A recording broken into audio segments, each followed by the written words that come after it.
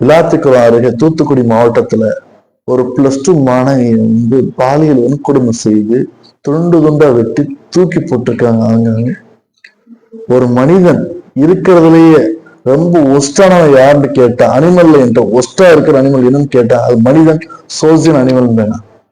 அப்ப என்ன காரணம்டா வெறி பிடித்தவர்களும், அதாவது ஒரு அற்ப ஆசைக்காக தன்னுடைய வாழ்க்கையின் இல்ல பல பேருடைய வாழ்க்கையை நாசமாக்கின்றவர்களையும் நாம் எளிதில் விடுவதால் அவர்கள் பல பேருடைய வாழ்க்கையை இல்லை நம்முடைய நாட்டுடைய பெயரையும் நாசமாக்கி கொண்டிருக்கிறார்கள் என்பதில் உண்மை.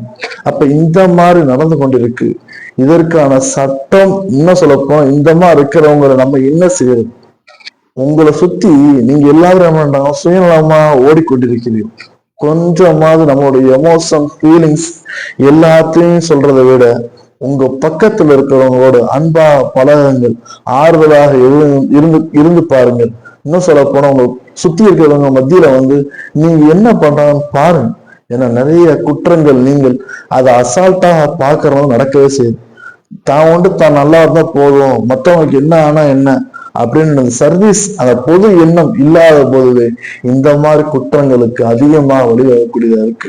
அது வடக்கன்ஸா இருக்கட்டும், இல்ல நம்முடைய தெற்கன்ஸா இருக்கட்டும், இல்ல யாரா இருக்கட்டும், ஒன்ன சொல்றதுன்னா ஒரே ஒரு வார்த்தை, நம்முடைய சமுதாயத்துல குற்றம் இல்லாம இருக்கணும்னா நம்முடைய மனதுல கொஞ்சம் பொதுநலமாக வைத்திருந்தால் நல்லா இருக்குன்னு நினைக்கிறேன்.